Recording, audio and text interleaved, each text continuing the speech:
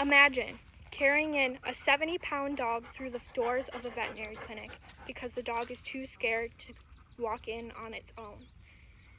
Unfortunately, this is a harsh reality for most pet owners. The dog shakes, the dog whines, the dog barks, all before entering the veterinary clinic. This is a difficult and stressful time for the dog, the owner, and the veterinary staff. This can all be avoided today with some demonstrating training techniques to help a dog go to the vet stress-free. Some handling techniques that we will go over today is handling the ears, the paws, the mouth, and the body of the dog. As a veterinary assistant of 3 years and an animal science major, I have experience handling dogs, and I've also researched the topic online.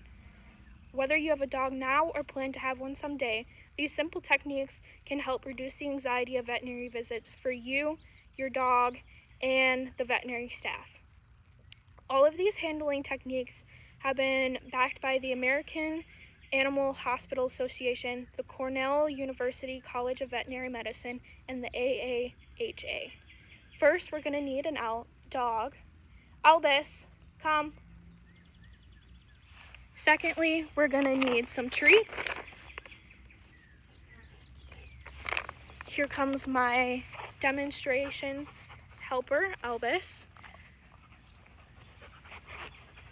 The main 3 things that you need to remember when going through this is treats, reward, and go slow if your dog has a negative response to anything. First, we're going to pick up the paw of the dog, like this. Albus did great for that, so he can get a treat.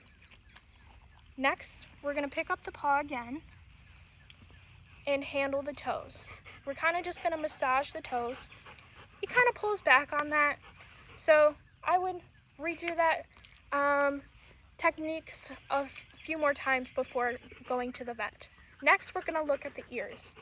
The ears, we're going to just open like this and peer inside, and then we're going to massage and play with the ears in case our dog gets an ear infection, as they will need lots of treatments and have to be handled frequently. We're going to do the other ear by folding it up, looking inside, and massaging and playing with that ear. Albus did great, so he can get a treat. And always to make sure to say good job to your dog, like good job, Albus. Next, we're gonna go to the mouth. Albus doesn't really love having his mouth looked at. Come here, Albus. Can you sit? Good boy. First, we're gonna open up the lips of the dog on each side so that the veterinarian can look at the teeth. And he did great, so we're gonna give him a treat for a positive experience. Good job, Albus. And then next, Albus, can you sit? Thank you. We're gonna open the mouth again by peeling up the lip and pressing lightly onto the gums. And Albus can get a treat for that because he did great. This is something that veterinarians will do frequently during a general physical exam, and certainly you can train and do that before going to the vet. Next, we're gonna feel along the body. We're gonna start with his neck and kind of just feeling and palpating his body, and then we're gonna move along the rest of his body and then feel along his abdomen or his stomach. Albus does really great for this. Sit, Albus. Here you go. Good boy.